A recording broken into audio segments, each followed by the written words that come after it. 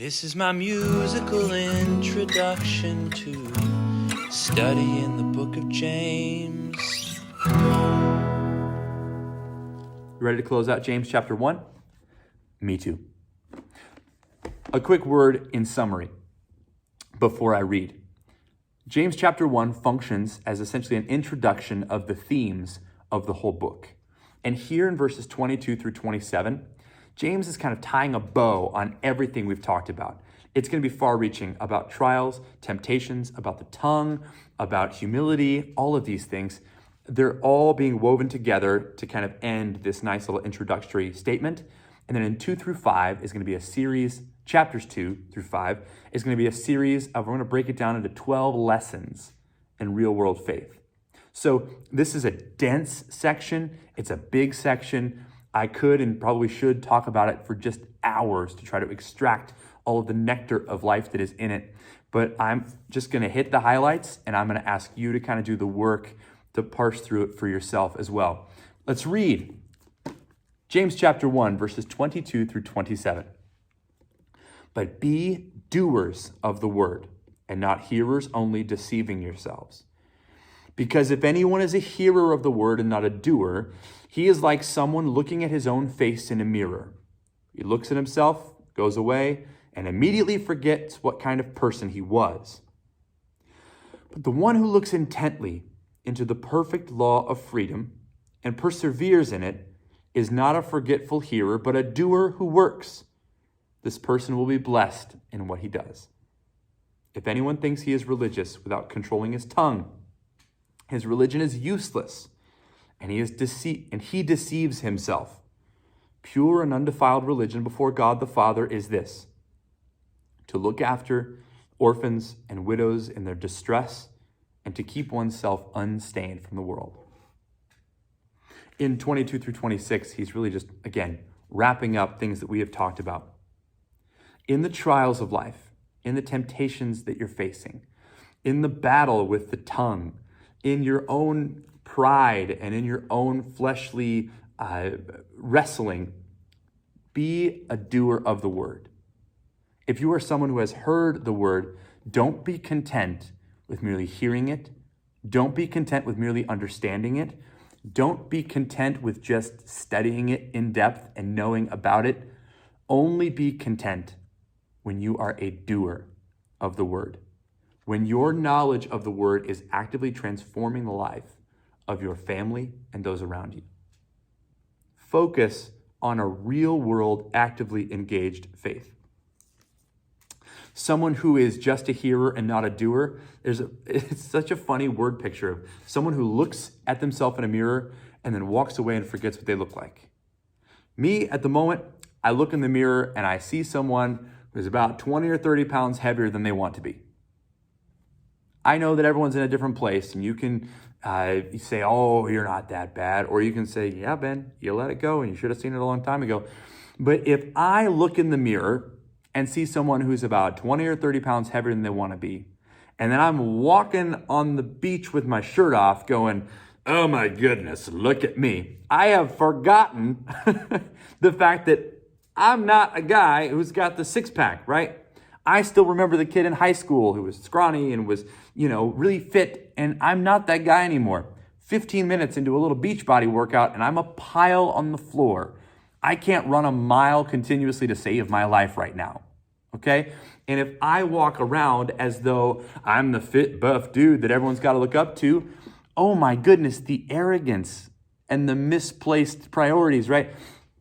That's what someone is who is content to read this and study this and not apply it. You have forgotten where you're really coming from, and you've forgotten what you're meant to be doing.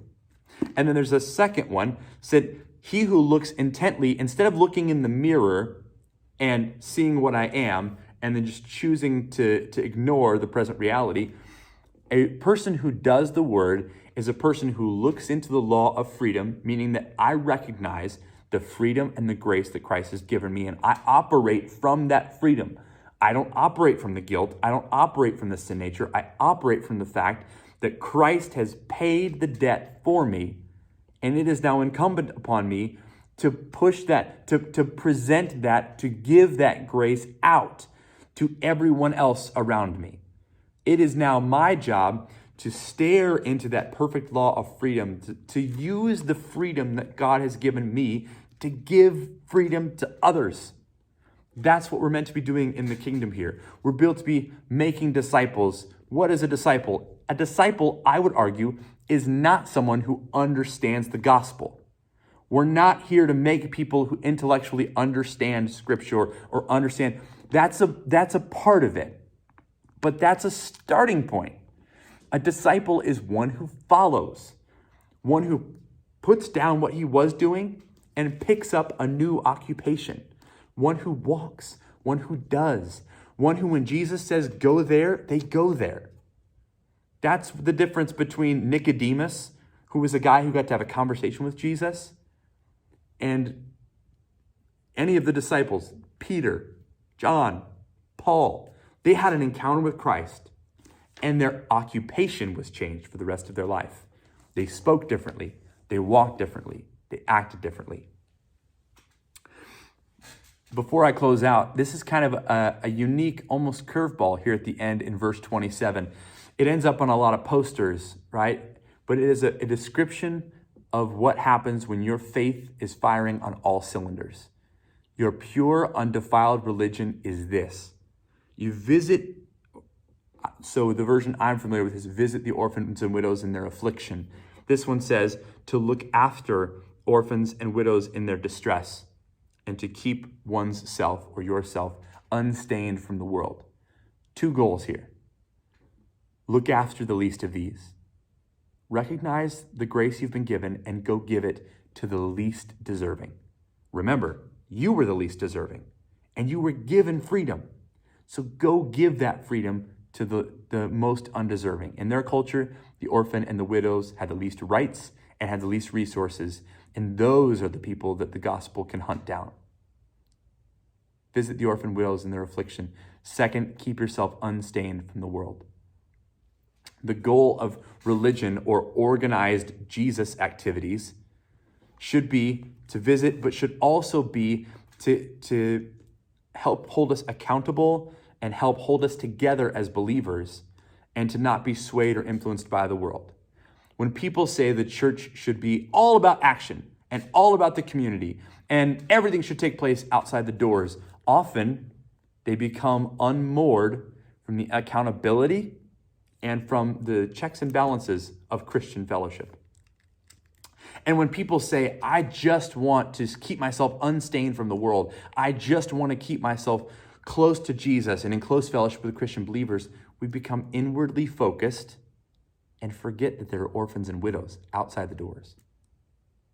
Look at the church body that our little church plant is becoming, or if you're worshiping with another church, which are they doing?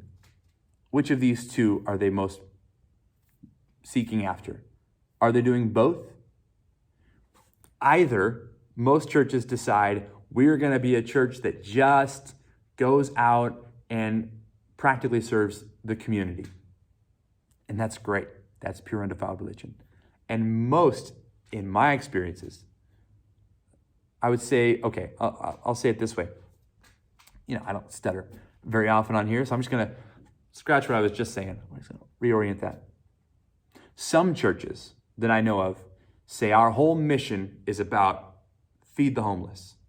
Our whole mission is, go find prisoners and drug addicts and be a resource to them, be a light and reach out to the new believer and to the one who's struggling, to the one with the least rights and the least resources in our society, the orphans and widows of our day. Some churches err that way and often become a little bit theologically or doctrinally compromised in order to reach those people. But far more prevalent, I believe, in Western American Christianity is to err on the second side. To say, I just want to keep myself unstained from the world. Oh, good. But often what that translates to is, I want to only know people who are church people.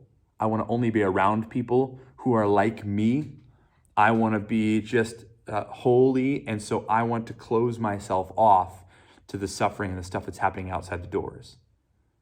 we become cloistered, we become inwardly focused, and lose the fact that this whole experience is not about making me insulated and not about making me as good as I can be. It's about it's about both. It's about doing both in balance with each other. Yes, keep yourself unstained from the world, but never for a second forget that the most important activities take place outside of the church building. The most important ministries to the least of these, the most Christ-like activities to the least of these, have very little to do with 3 songs and a 35-minute message.